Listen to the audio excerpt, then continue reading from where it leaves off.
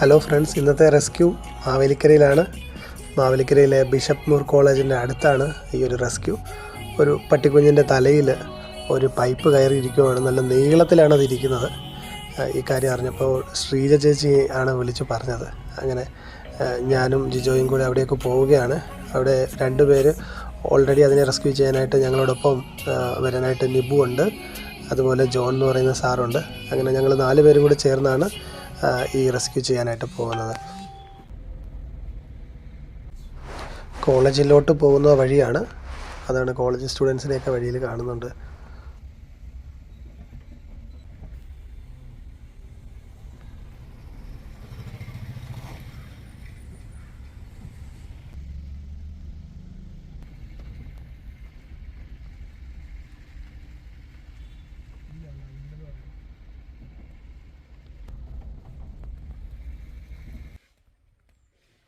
ഞങ്ങളവിടെ എത്തിയപ്പോഴേക്കും ആ നായ അവിടെ റോഡിൽ കിടപ്പുണ്ടായിരുന്നു. പക്ഷേ ഭാഗ്യം ഞങ്ങളെ തുണച്ചില്ല. അപ്പോഴൊരു ചേച്ചി ആ വഴി നടന്നു വന്നു. അപ്പോഴേക്കും നായ പെട്ടെന്ന് ഓടിപ്പോവുകയാണ് ഉണ്ടായത്.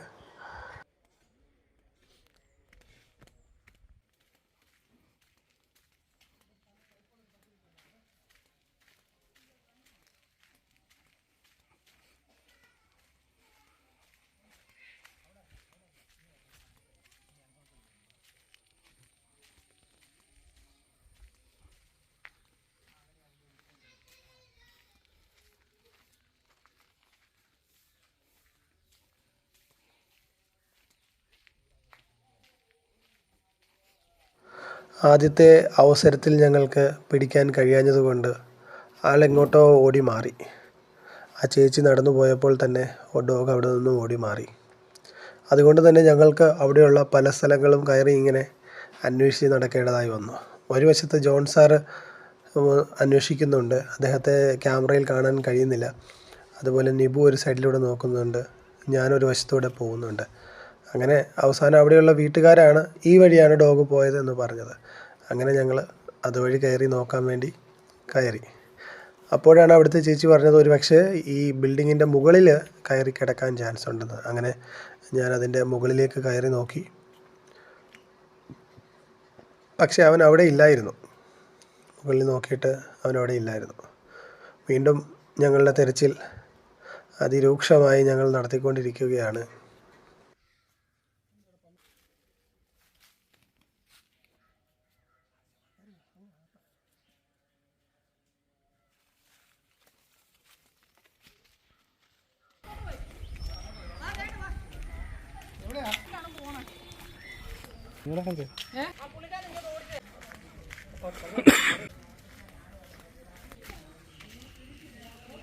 അങ്ങനെ അവസാനം ദേ കിണറ്റിൻ്റെ തൊട്ടപ്പുറത്ത് ആ നായ നിൽപ്പുണ്ട്. പക്ഷേ എൻ്റെ കാൽശബ്ദം കേട്ടപ്പോൾ അത് തിരിഞ്ഞ് നോക്കുന്നുണ്ട്. അപ്പോഴേക്കും ഞാൻ അവിടെ അനങ്ങാതെ നിന്നു. ജിജോയോടും അല്പനേരം അനങ്ങാതെ നിൽക്കാൻ പറഞ്ഞ ശേഷമാണ് ഞങ്ങൾ വീണ്ടും നായ പിടിക്കാൻ പോയത്. നായ ഒന്ന് തല വെട്ടിച്ചപ്പോഴേക്കും ഞാൻ ഓടിച്ചെന്നു.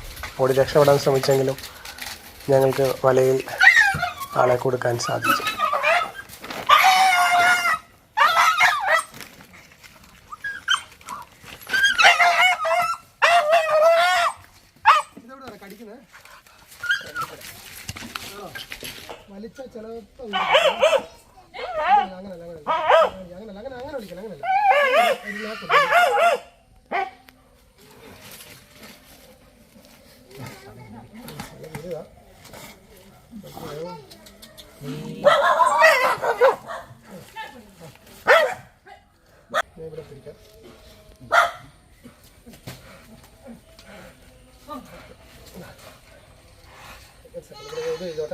കഴിച്ചിട്ട് ഇത്ര കിട്ടി കഴിഞ്ഞാൽ ബ്രോയ്ക്ക് അവിടെ നൽകാം.